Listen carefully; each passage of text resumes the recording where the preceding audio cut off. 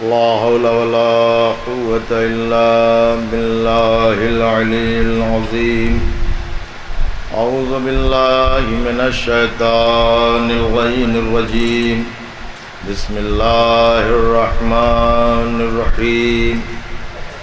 الحمد لله رب العالمين، والصلاة والسلام على أشرف الأنبياء والمرسلين، سيدنا ونبينا مولانا أبي الطاهرين المعصومين المظلومين المنتخبين المنتجبين، أذهب الله عنهم الرجس وطهرهم تطهيرا.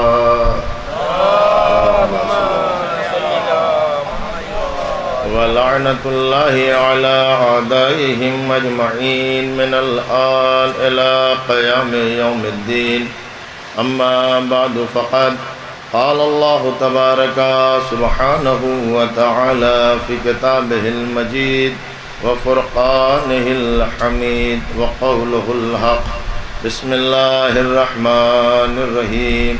وقضى ربك ألا تعبدوا إلا إياه وبالوالدين إحسانا إما يبلغن عندك الكبر أحدهما أو كلاهما فلا تقل لهما أف ولا تنهرهما وقل لهما قولا كريما. صلوات اللہ.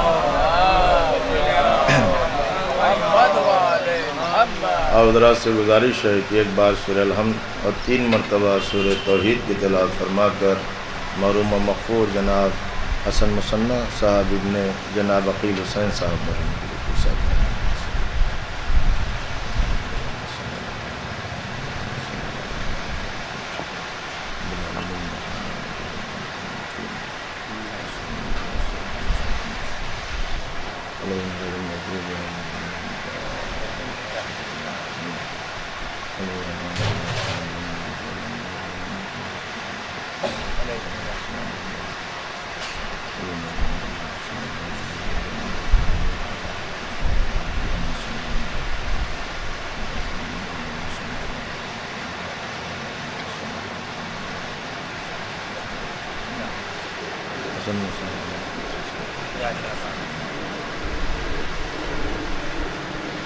صلوات پڑھنے کے محمد والے محمد.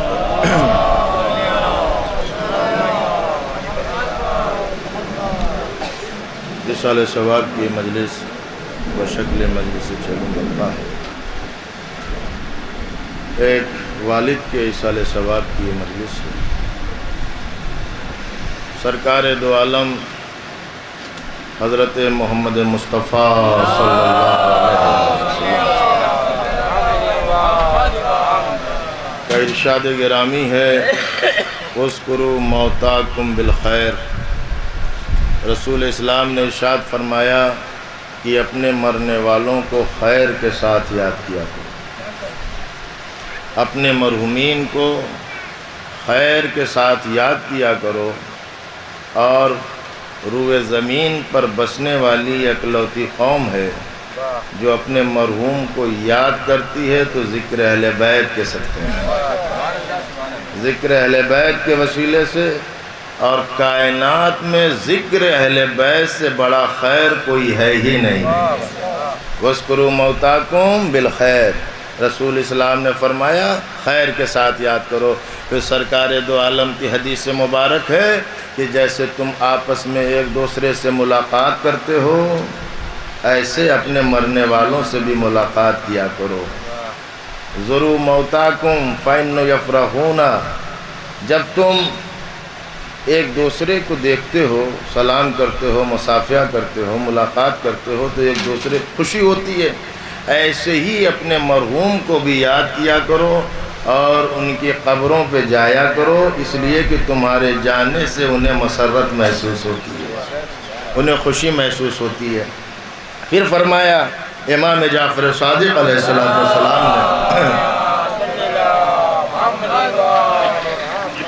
کہ اپنے مرنے والوں کو، اپنے مرحومین کو ہدیہ بھیجا کرو.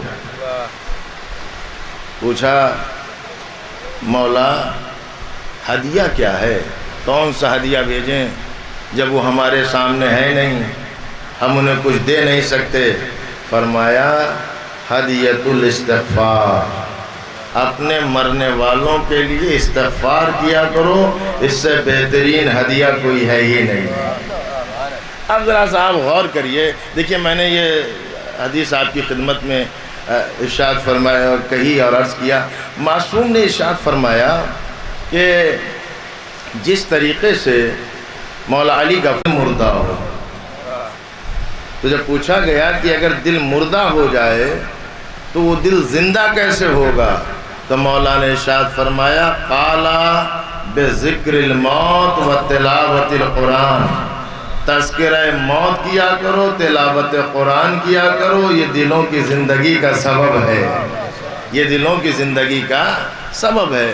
زمانہ موت کے نام سے گھبراتا ہے، موت کو یاد نہیں کرتا، اور زمانہ تو چھوڑیے، کچھ ہمارا بھی مزاج یہ ہے کہ اگر موت کا ٹاپک پر گفتگو ہو، موت کے موضوع پر گفتگو ہو تو صاحب بار گزرتی ہے، ذکر موت اچھا نہیں لگتا۔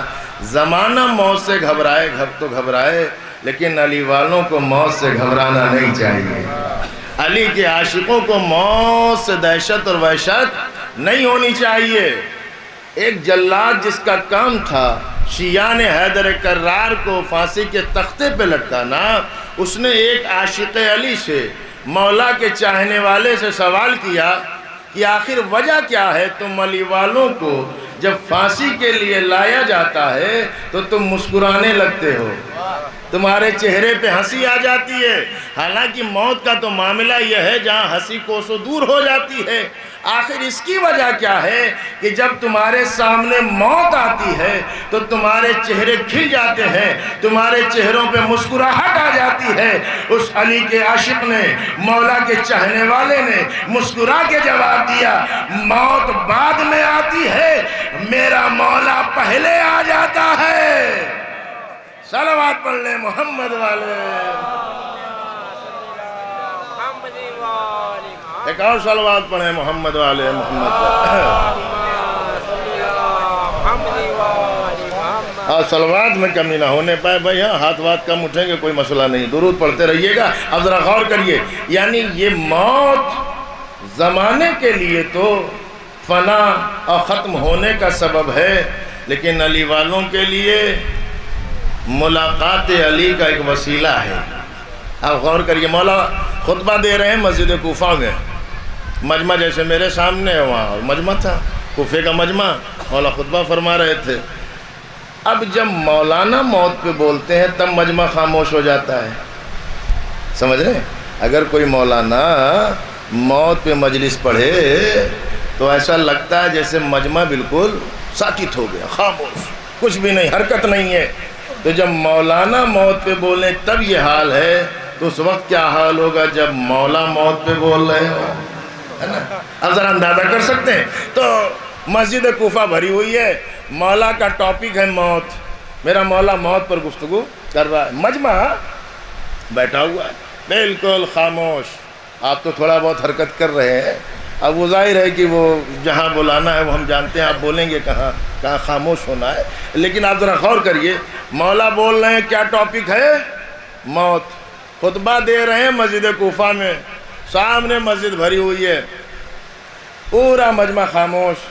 حارث حمدانی، جیسے میں مجلس پڑھ بھی رہا ہوں، آپ کو دیکھ بھی رہا ہوں، سب کے چہرے دیکھ رہا ہوں نا، تو مولا بھی ایسے بول رہے تھے اور سامنے دیکھ رہے تھے، تو دیکھا حارث حمدانی کی کیفیت بدل رہی ہے، چہرے کی رنگت بگڑ رہی ہے، ایک دہشت اور وحشت ان کے چہرے سے آشکار ہے، نمایاں ہو رہی ہے۔ مولا خطبہ دیتے دیتے رکے، کہا حارث حمدانی کیا بات ہے، تم بڑے پریشان اور بڑے گھبرائے ہوئے لگتے ہو؟ کہا مولا آپ بیان ہی کچھ ایسا کر رہے ہیں، جب آپ موت کی کیفیت بیان کر رہے ہیں تو مجھے ڈر لگتا ہے، مجھے گھبراہٹ اور وحشت ہوتی ہے۔ مولا نے کہا حارث حمدانی، موت سے اور ڈرنا، موت سے اور دہشت، موت سے اور گھبراہٹ، کہا مولا آپ کا بیان ہی ایسا ہوتا ہے۔ تو میرے مولا نے کہا خطبہ دے، میرے مولا نے کہا حارث اگر اس وقت ہم آ جائیں، اگر اس وقت ہم آ جائیں. ایک مرتبہ جناب حارث مسکرا کے کہنے لگے مولا اگر آپ آ گئے تو پھر موت سے ڈرنا کیا ہے، اگر آپ آ گئے تو موت سے گھبرانا کیا ہے، اگر آپ تشریف لائے تو موت کی کوئی دہشت اور وحشت نہیں ہے. مولا نے فرمایا تم گھبراؤ نہیں، ہم آ جائیں گے، اس وقت ہم آ جائیں گے. پھر مولا نے خطبہ شروع کیا. پھر دیکھا، پھر جناب حارث کی کیفیت وہی جو 2 منٹ پہلے تھی. پھر مولا رکے، کہا اب کیا ہوا؟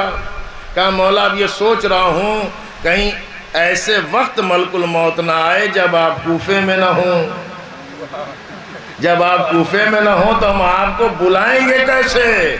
اب جملہ میرا نہیں ہے، میرے مولا کا ہے. میرے مولا نے کہا حارث تم نے مجھ علی کو پہچانا ہی نہیں، صبح قیامت تک کوئی مومن دنیا سے جا ہی نہیں سکتا جب تک وہ مجھ علی کی زیارت نہ کر لے. صلوات پڑھ لے محمد والے محمد. ایک اور صلوات پڑھیں محمد والے محمد. تو یہ 5-10 منٹ میں نے موت پہ گفتگو، لیکن جو میں نے آیت پڑھی ہے وہ ایک والد کے اصال ثواب کی یہ مجلس ہے. لہٰذا میں دامن وقت میں جتنی بھی گنجائش ہے چند باتیں معصومین کے اقوال کی روشنی میں آپ کی خدمت میں عرض کرنا چاہتا ہوں. آیت کا ترجمہ سنیں.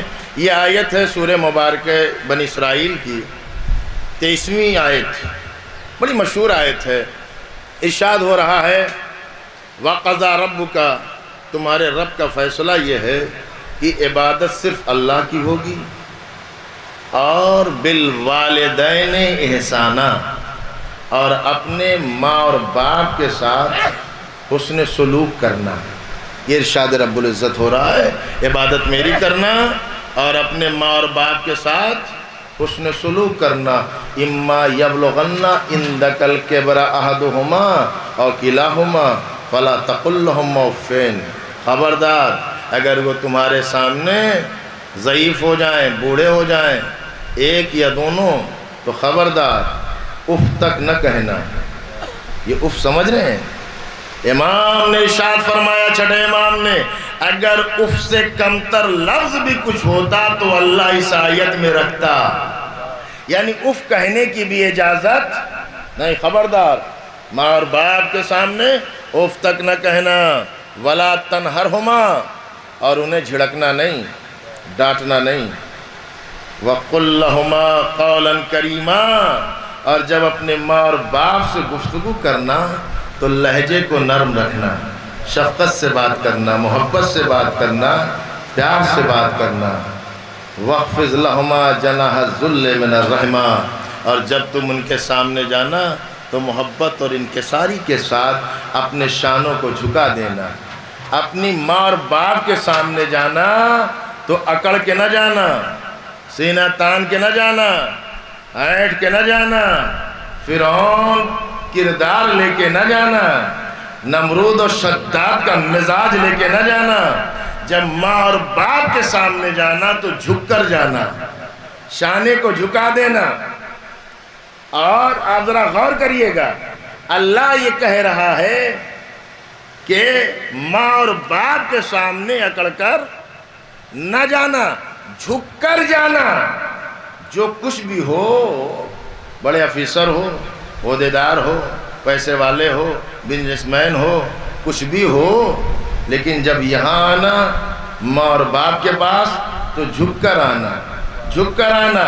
اور یہ احساس کرنا کہ جو کچھ بھی مجھے عزت و منصب ملا ہے وہ ماں کا صدقہ ہے اور باپ کا صدقہ ہے. اگر ماں اور باپ نہ ہوتے، دیکھیے امام زین العابدین علیہ السلام نے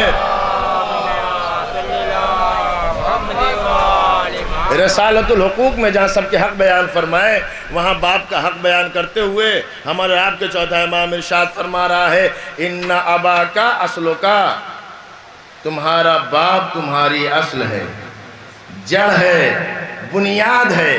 آپ ذرا غور کریے، اگر کوئی انسان بہت بڑا عالم ہو، تو اصل کون ہے؟ باپ. ڈی ایم ہو، کمشنر ہو، اصل کون ہے؟ باپ. کیوں؟ اس لیے جو کچھ بھی تم ہو اس لیے ہو کہ تم ہو. جو کچھ بھی ہو اسی لیے تو ہو نا کہ تم ہو، اور تم ہو اس لیے کہ تمہارا باپ ہے. اب امام نے فرمایا ان اباک اصلک، تمہارا باپ تمہاری اصل ہے. اور خبردار، جڑ ہے باپ، بنیاد ہے باپ، اساس ہے باپ. آپ نے محسوس ہی نہیں کیا امام کے اس فرمان کو؟ باپ کو کیا فرمایا؟ بنیاد، اصل، اساس. آپ نے پتے دیکھے ہیں تو آپ جڑ سے الگ کر دیجئے اور لے جا کے رکھ دیجئے، کتنے دن ہرا بھرا رہے گا؟ 1 دن، 2 دن، 3 دن، 1 ہفتہ، 10 دن، مجھے ایگزیکٹ نہیں پتا کہ کتنے دن رہے گا، لیکن یہ مجھے یقین ہے کہ بہت دن نہیں رہے گا. وہ جو ہرا بھرا تھا وہ مرجھانے لگے گا. مرجھائے گا تو پہلے ہریالی ختم ہو جائے گی، اس کے بعد وہ سوکھ جائے گا. اور کیفیت یہ ہوگی، کبھی ہوا کا جھونکا وہاں لے جائے گا، کبھی ادھر کا جھونکا ادھر لے جائے گا. اب آپ سمجھے یہ در بدر کی ٹھوکریں وہی کھاتے ہیں جو ماں اور باپ کو ناراض کیے ہوئے ہیں. صلوات پڑھ لیں محمد والے محمد. اگر چاہتے یہ ہو کہ زندگی میں خوشحالی رہے، اگر چاہتے یہ ہو کہ پائیداری اور مضبوطی رہے، زندگی میں سرسبزی اور شادابی رہے، تو ماں سے بھی وابستہ رہنا اور باپ سے بھی وابستہ رہنا. اب آپ ذرا سا غور کریے جو بات میں آپ کی خدمت میں عرض کرنا چاہ رہا ہوں. دیکھیے ماں اور باپ، ایک والد کے اشارے سوال کی مجلس ہے نا. اب محسوس کریں آپ، بلکہ میں تو یہ کہتا ہوں جس طریقے سے اللہ کا حق ادا نہیں ہو سکتا، رسول کا حق ادا نہیں ہو سکتا، امام معصوم کا حق ادا نہیں ہو سکتا، اسی طریقے سے نہ ماں کا حق ادا ہو سکتا ہے، نہ باپ کا حق ادا ہو سکتا ہے، نہیں ہو سکتا. اللہ اکبر. ایک شخص آتا ہے سرکار دو عالم کی خدمت میں اور آگے کہتا ہے اللہ کے رسول، میں 35 برس سے اپنی ماں اور باپ کی خدمت کر رہا ہوں، نہلاتا بھی ہوں، کھانا بھی کھلا، پوری خدمت کر رہا ہوں، کیا میں نے کچھ حق ادا کیا؟ رسول کا کیا جواب تھا آپ کو معلوم ہے؟ فرمانے لگے کہ اگر تیری زندگی اتنی ہو کہ جناب آدم سے لے کر صبح قیامت تک کی تجھے زندگی مل جائے، اور جتنی کائنات میں ریگستان ہیں اور اس ریگستان میں جتنے ذرات ہیں ان سب کے برابر زندگی، کائنات میں اب تک جتنی بارش ہوئی ہے اس بارش کے جتنے قطرے ہیں، اتنی زندگی کے باوجود بھی اگر تو ماں اور باپ کی خدمت کر تو یاد رکھنا اس ایک رات کا بھی حق ادا نہیں ہوا جو دوران حمل اس نے تکلیف اٹھائی تھی. نہیں محسوس کیا آپ نے؟ حق ادا کہتا یا رسول اللہ اتنے برسوں سے میں خدمت کر رہا ہوں، نہ ماں کا حق ادا ہوا نہ باپ کا حق ادا ہوا. جواب رسول کا سنیے گا. سرکار نے فرمایا اور اپنی ماں اور باپ کی قدر کریے گا. سرکار نے فرمایا تو باپ کی خدمت کر رہا ہے، ماں کی خدمت کر رہا ہے، اس نیت سے، اس ارادے سے آج نہیں کل، 2 سال بعد، 5 سال بعد، 10 سال بعد میری ماں مر جائے گی، میرا باپ مر جائے گا، تو خدمت کر رہا ہے موت کو ذہن میں رکھ کے. جب تیری ماں اور تیرا باپ تجھے پال رہا تھا تو تصور میں موت نہیں تھی، وہ زندگی پال رہے تھے، حیات پال رہے تھے. ایک صلوات پڑھیں محمد والے محمد. آپ ذرا غور کریے، ہم اور آپ جو خدمت کرتے ہیں تصور ہے کہ نہیں ہے کہ آج نکل یہ دنیا سے چلے جائیں گے، لیکن جب وہ خدمت کر رہے تھے میرے عزیزو تو ان کی نیت یہ تھی کہ مرض اسے نہ ہو مجھے ہو جائے، یہ بیماری اسے نہ ہو مجھے ہو جائے. اللہ اکبر. اب آپ ذرا غور کریے، یہ حج کا زمانہ ہے نا، آج 11 ہی تو ہے. آپ غور کریے، سرکار دو عالم نے فرمایا کہ 3 قسم کے لوگ ہوں گے جو حج کرنے جائیں گے۔ یہ مولانا بقی کا نہیں فرمان ہے بھائی، آپ سیریس لیجئے۔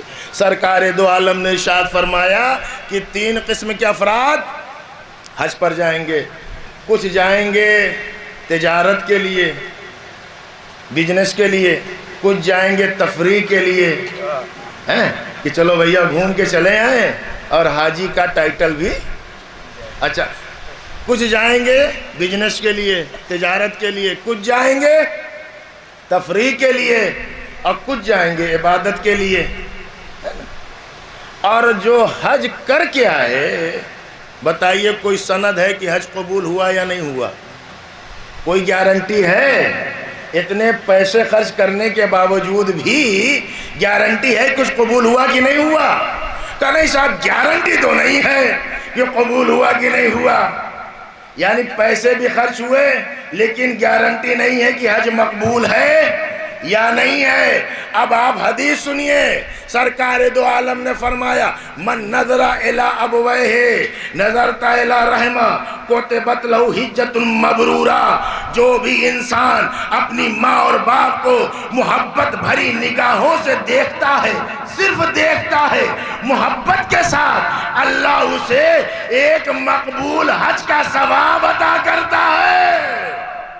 صلوات پڑھ لیں محمد والے محمد پر۔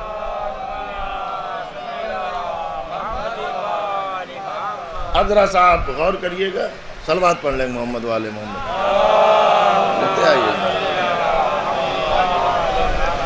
اب آپ ذرا محسوس کریے اس بات کو، مقبول حج کا ثواب کب؟ ماں اور باپ کو محبت سے دیکھنا، ماں اور باپ کو محبت سے دیکھنا، اللہ ایک مقبول حج کا ثواب۔ سائل نے کہا یا رسول اللہ اگر میں دن میں 10 بار 100 بار دیکھوں ماں اور باپ کو، کیا ہر بار اللہ محبت سے دیکھنے پہ اتنا ثواب عطا کرے گا؟ رسول نے ایک ہی جملہ کہا، کیا تو اللہ کے خزانے کو کم جانتا ہے؟ ثواب دینے والا کون ہے؟ ثواب دینے والا وہ ہے۔ اللہ اکبر۔ اس کے بعد فرمایا، کتنی چیزیں ہیں ذرا غور کریے گا، میں ختم کر رہا ہوں گفتگو کو یہ میں اس پیغام کے ساتھ۔ ماں اور باپ کے لیے کیا حکم ہے؟ وَبِالْوَالِدَيْنِ احسانًا، حسن سلوک کرنا، اچھا برتاؤ کرنا۔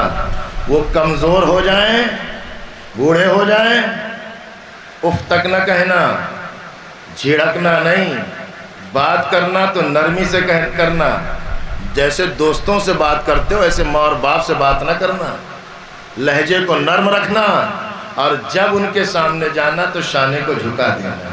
اور پھر اسی پہ نہیں، وَقُلْ رَبِّ ارْحَمْهُمَا كَمَا رَبَّيَانِي صَغِيرًا، اور یہ دعا کرتے رہنا پروردگار ان دونوں پر رحمت نازل فرما جس طریقے سے انہوں نے بچپنے میں مجھے پالا ہے۔ اولاد 70 سال کی ہو جائے، 80 سال کی ہو جائے، اس کی گردن پہ اس کی ماں کا بھی حق ہے اور باپ کا بھی حق ہے۔ ہم اور آپ جب تک زندہ ہیں حق ہے۔ آواز آئی یا رسول اللہ، رسول سے پوچھا راوی نے، یا رسول اللہ میری ماں اور میرے باپ کا حق کیا ہے؟ کہ باپ کا حق یہ ہے کہ کبھی اس کی نافرمانی نہ کرنا، کبھی اس کی نافرمانی نہ کرنا، جب تک زندہ رہنا باپ کے مطیع و فرما بردار رہنا۔ میرے عزیزو، ایصال ثواب کی یہ مجلس چہلم فرش ازاں پہ یہ طے کر لیں کہ آج سے نہ ہمیں اپنی ماں کو ناراض کرنا ہے، نہ ہم کو اپنے باپ کو ناراض کرنا ہے۔ اور یہ ذہن میں سوال کہ صاحب باپ نے ہمیں دیا کیا، یہ بھی خلفشار آپ دیکھیے، باپ نے ہمیں دیا کیا؟ مجھے کچھ اور نہیں کہنا ہے، باپ ہی کے دینے کا صدقہ ہے جو تم عزادار ہو۔ اگر باپ نہ ہوتا تو یہ عزاداری اور یہ عزادار آپ ہوتے کہاں سے؟ اللہ اکبر۔ باپ عزت کا سبب ہے، ماں وہ نعمت ہے جس کی ہمیں آپ کو قدر کرنی ہے۔ اور اہل بیت آل محمد آپ کو مرنے نہیں دیتے، جنازہ دفن کر دیتے ہیں نا، لیکن یہ جو سینے میں محبت ہے، دفن کر کے روایت یہ کہتی ہے جب عزیز اپنے گھر آ جاتے ہیں تو قبر میں ایک نور آتا ہے، ایک روشنی آتی ہے کہ بھئی ہو کون؟ کہا میں اس کی نمازیں ہوں. دوسرا نور کہا میں روزہ ہوں. تیسرا کہا میں زکوٰۃ ہوں. قبر میں وہ جو نور آیا اس نے کہا میں اس کی زکوٰۃ ہوں. نکالی ہوگی تو ہوگی. اور کر رہے ہیں کہا میں اس کی زکوٰۃ ہوں. پھر ایک سب سے آخر میں نور آتا ہے اور وہ نور ایسا ہوتا ہے یہ سارے نور ہلکے ہو جاتے ہیں. تو یہ نور اس نور سے پوچھتے ہیں تم کون ہو؟ تو وہ نور یہ کہتا ہے کہ بس اتنا سمجھ لو اگر میں نہ ہوتا تو تمہیں آنے کی اجازت نہ ملتی. اگر میں نہ آتا تو تمہیں آنے کی اجازت نہ ملتی. کہ آخر تم ہو کون؟ کہ میں ہوں ولایت علی. یہ جو تمہیں فائدہ تم پہنچا رہے ہو اس لیے کہ میں ولایت علی اس کے سینے میں ہوں. میرے عزیزو یہ وہ عظیم نعمت ہے کہ اگر ولایت علی نہ ہو تو نہ نماز کام آئے گی، نہ روزہ کام آئے گا، نہ حج کام آئے گا، نہ زکوٰۃ. اور یہ میں نہیں کہہ رہا ہوں، سرکار دو عالم کی بڑی مشہور حدیث ہے یا علی عمر نوح ہو عبادت میں گزار دے، 1000 حج پاپیادہ کرے، کوہ احد کے برابر سونا اللہ کی راہ میں تقسیم کرے، صحیح کرتا ہوا صفا اور مروہ کے درمیان مظلوم قتل بھی کر دیا جائے، 1000 برس سے زیادہ عبادت، پہاڑ سے زیادہ سونا، صفا مروہ کے درمیان مظلوم قتل ہو گیا، 1000 حج پیدل کیے پاپیادہ. رسول اللہ فرماتے ہیں یا علی لیکن اگر اس کی دل میں تیری محبت نہیں ہے تو جنت میں جانا تو بہت دور کی بات ہے، جنت کی خوشبو بھی نہیں سونگھ سکتا. اگر ولایت علی نہیں ہے، اگر محبت علی نہیں ہے. اسی لیے سرکار دو عالم نے ارشاد فرمایا الا ومن مات علی حب آل محمد مات شہیدا. محبت رکھنا تمہارا کام ہے، تمہاری موت کو شہادت میں بدل دینا یہ ہمارا کام ہے.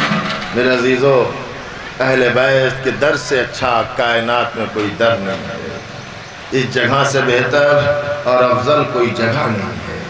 سوال یہ ہے کہ ہم اپنے کردار کو، اپنے اعمال کو، اس لیے کہ یہاں کی دنیا مال سے چلتی ہے، وہاں کی دنیا اعمال سے چلتی ہے. یہاں مال ہو تو چلے گا، وہاں اعمال، اور اعمال یہیں پہ جمع کرنا ہے، اس کو یہیں پر اکٹھا کرنا ہے. اور کیسے؟ اسی لیے تو کبھی کہا نا کہ موت جب صاحب کردار سے ٹکراتی ہے وہ تو مرتا نہیں، خود موت ہی مر جاتی ہے. اللہ میرے عزیزو اہل بیت مرنے نہیں دیتے. اور یہ ذکر موت انسان کو جو دلوں پہ زنگ لگا ہے یہ ذکر موت سے اتر جاتا ہے، تلاوت قرآن سے اتر جاتا ہے. اور موت سمجھنا ہے تو آ کے کربلا میں دیکھو. جب مولا پوچھ رہے ہیں جناب قاسم سے یا بنیا کیف الموت عندک، اے میرے لال موت تیرے نزدیک کیسی ہے؟ کیا فرمایا؟ چچا موت میرے نزدیک شہد سے زیادہ شیریں ہے. اللہ اکبر. یہ موت کا ذائقہ بتایا جا رہا ہے. جناب علی اکبر نے پوچھا بابا کیا آپ نے انا للہ وَإِنَّا إِلَيْهِ رَاجِعُونَ اپنی زبان مبارک پر کیوں جاری فرمایا؟ فرمایا میرے لال یہ آواز آ رہی ہے کہ یہ قافلہ آگے آگے جا رہا ہے، موت پیچھے پیچھے جا رہا ہے. جناب علی اکبر نے کہا بابا کیا ہم حق پر نہیں ہیں؟ بیٹا ہم حق پر ہیں. شہزادے کا 18 برس کے کڑیل جوان کا جواب تو معلوم ہے نا. فرمایا بابا جب ہم حق پر ہیں تو موت ہم پہ آ پڑے یا ہم موت پہ جائیں. اہل حق موت سے گھبراتے نہیں، اہل ولا موت سے پریشان نہیں ہوتے. آپ محسوس کریے کربلا میں جینا مشکل تھا، مرنا آسان تھا. کربلا میں زندگی محال تھی، موت کیوں؟ یہ جان رہے ہیں یہ موت نہیں ہے، یہ حیات ابدی کا پیغام ہے، یہ ہمیشہ زندہ رہنے کا پیغام ہے۔ بتائیے وہ واقعہ جو آج سے 1400 برس پہلے گزرا، کون جانتا زہیر کون تھے؟ کون جانتا مسلم بن اوسجہ کون تھے؟ کون جانتا حبیب کون تھے؟ لیکن یہ مولا کے قدموں پہ جان قربان کرنے کا صلہ یہ ہے کہ جہاں جہاں ذکر حسین ہے وہیں وہیں ذکر شہداء کربلا بھی ہے۔ اللہ اکبر۔ میرے مولا نے کربلا میں اپنا کردار پیش کیا، اور کس شان سے پیش کیا؟ خبردار خیمے ہٹا لیے جائیں، کل کو کوئی تعصب زدہ ذہن یہ نہ لکھے کہ کربلا کی جنگ پانی پہ تھی۔ پانی پہ جنگ نہیں ہے، ہم وارث اسماعیل ہے، جہاں چاہیں گے چشمہ زمزم جاری ہو جائے گا۔ خیمے ہٹا لیے گئے، ایام قریب آ گئے ہیں۔ میرے عزیزو آپ محسوس کریے وہ میرا مولا جو عصر عاشور تنہا ہے، اس کے باوجود بھی حسین میرے مولا نے ہدایت کا کام نہیں چھوڑا، خطبہ ارشاد فرمایا اور آخر میں یہ کہا میری باتوں کا تم پر اثر نہیں ہوگا، اس لیے کہ تمہارے شکم حرام غذاؤں سے بھرے ہیں۔ یہ کوئی معمولی جملہ نہیں تھا، بتلانا یہ تھا اگر شکم میں حرام غذا ہو تو معصوم کی باتوں کا اثر نہیں ہوتا، کسی مولانا کی حیثیت کیا ہے، کسی مبلغ کی ضرورت کیا ہے، اس کے زمان میں کتنا اثر ہے کہ وہ بدل دے گا معاشرے کو؟ نہیں، ہدایت کا اثر جب ہوگا، معصوم کے فرمان کا اثر جب ہوگا جب شکم میں حرام نہیں ہوگا، حلال ہوگا۔ اور جہاں جہاں حلال تھا وہ کربلا میں تو آ ہی گیا۔ اللہ اکبر۔ میرا مولا تنہا ہے، کوئی بھی تو نہیں ہے۔ آواز استغاثہ بلند کی، حل من ناصر ینصرنا، حل من مغیث یغیثنا، ہے کوئی جو میری مدد کرے، ہے کوئی جو میری نصرت کرے۔ میرے عزیزو آواز استغاثہ کا بلند ہونا تھا کہ خیام سے رونے کی آوازیں بلند ہوئی، جیسے ہی بیویوں کی صدائے گریہ بلند ہوئی میرا مولا قریب آیا، آگے آواز دی، اے بہن زینب و کلثوم، ابھی حسین زندہ ہے، میری زندگی میں رونے کا سبب کیا ہے؟ اے بھیا جب سے آپ نے آواز استغاثہ بلند کی علی اصغر نے اپنے آپ کو گہوارے سے گرا لیا۔ میرے عزیزو میرا مولا اپنی آخری قربانی لے کے ایک مرتبہ مقتل میں آئے، آنے کے بعد سوال آپ کیا، جواب میں حرملہ کا تیر چلا، بچہ امام کے ہاتھوں پر منقلب ہو گیا، خون علی اصغر چہرے پہ ملا، اے نانا روز محشر حسین اسی حال میں ملاقات۔ پشت خیمہ پہ لائے، لانے کے بعد علی اصغر کو دفن کیا۔ عزیزو میرا مولا تنہا ہے، کوئی بھی تو نہیں ہے۔ ایک مرتبہ سلام آخر کے لیے خیمے میں آئے، سید سجاد کے خیمے میں گئے، جوان بیٹا ہے، غش کی حالت میں ہے۔ عزیزو ایک مرتبہ چوتھے امام نے پوچھا، بابا اینا حبیب ابن مظاہر، اینا مسلم نے اوسجہ، اے بابا حبیب کہاں ہے، مسلم کہاں ہے، زہیر ابن قین کہاں ہے؟ میرا مولا کہتا رہا میرے لال وہ سب قتل کر دیے گئے۔ پھر پوچھا اینا اخی علی اکبر، میرا بھیا علی اکبر کہاں ہے؟ اینا امی العباس، میرا چچا عباس کہاں ہے؟ سب کے جواب میں میرا مولا کہتا رہا، بیٹا سجاد وہ سب قتل کر دیے گئے، تم کہاں تک پوچھتے رہو گے؟ تمہارا بابا کہاں تک جواب دیتا رہے گا؟ المختصر یہ ہے، یا تم موجود ہو یا میں موجود ہوں۔ بیمار نے چاہا عصا کا سہارا لے، تلوار لے کے میدان میں جائے، میرے مولا نے کہا اے بیٹا سجاد تیری منزل امتحان ابھی آگے ہے، ابھی کوفے کا بازار، شام کا دربار۔ اے سجاد جہاں ماں اور بہنوں کے سروں پہ چادریں نہ ہوں گی، تماشائیوں کا ہجوم ہوگا، منادی یہ ندا دے گا، یہ علی کی بیٹی بیٹیاں ہیں، یہ زہرا کی بیٹیاں ہیں، یہ رسول کی نواسیاں ہیں۔ ہاں میرے عزیزو، ایک مرتبہ ایک جملہ کہا کہ اے بہن عصر کا وقت قریب آ رہا ہے، میں ایک ایک بی بی کے خیمے میں جاؤں گا، کافی وقت لگے گا۔ اے بہن ساری بیویوں کو ایک خیمے میں جمع کر دو تاکہ حسین جلدی سے رخصت ہو جائے۔ عزیزو جیسے ہی کہا جلدی سے رخصت ہو جائے، بہن نے طلب کر کہا اے بھیا مقتل میں جانے کی اتنی جلدی کیا ہے؟ اے بھیا ذرا دھیرے دھیرے مقتل کی طرف جانا تاکہ بہن دیر تک اپنے بھائی کو دیکھتی رہے۔ میرے مولا نے لباس تبدیل کیا، وہ لباس اندر پہنا۔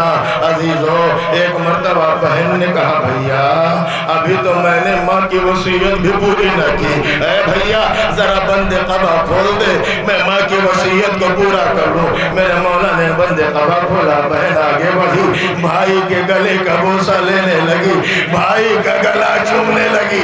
جب بہن نے بھائی کا گلا چوما، مولا حسین نے کہا اے بہن بابا نے وصیت کی تھی اے حسین جب رخصت آخر کے لیے خیمے سے مقتل میں جانا تو میری طرف سے اپنی بہنوں کے بازوؤں کو چوم لینا۔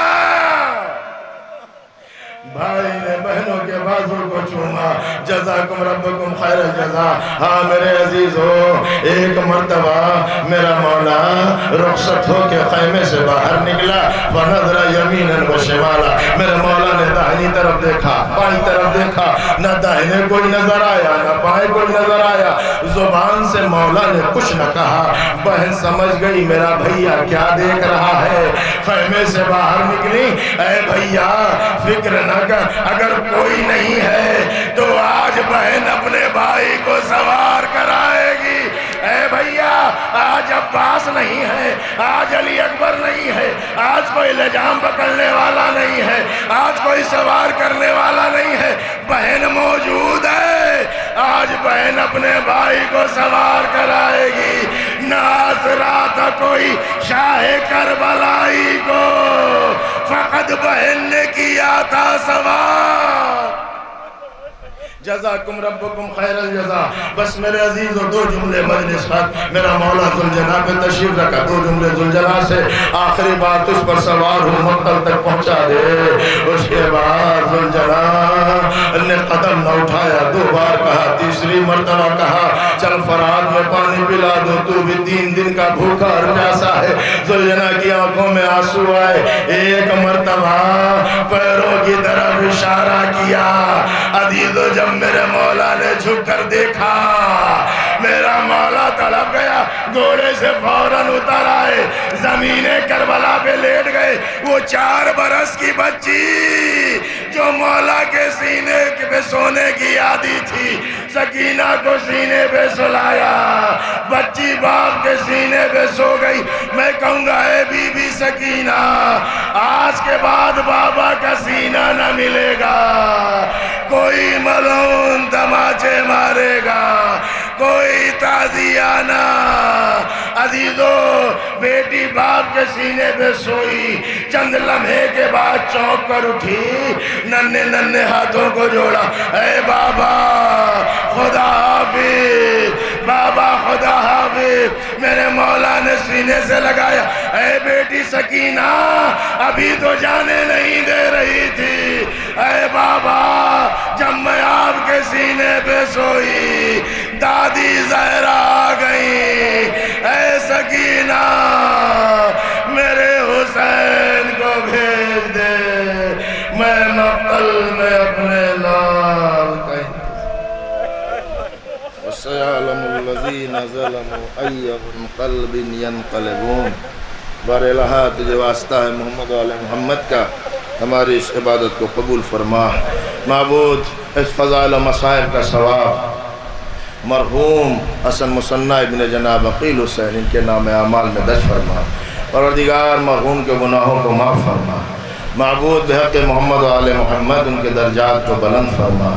پروردگار جوار امام معصومین میں ان کو جگہ عنایت فرما۔ ہم سب کے گناہوں کو معاف فرما، اس فیضان امام زمان کے ظہور میں تعجیل فرما، ہم کو ان کے مخلص اعوان و انصار میں شمار فرما۔ ربنا تقبل منا انک انت السمیع العلیم۔ آپ حضرات سے گزارش ہے ایک بار سورہ الحمد 3 مرتبہ سورہ توحید کی تلاوت فرما کر مرحوم و مغفور جناب حسن مصنع صاحب ابن جناب عقیل حسین صاحب اور ان کو اصال فرما دیں اور تشریف رکھیں فوراً مجلس۔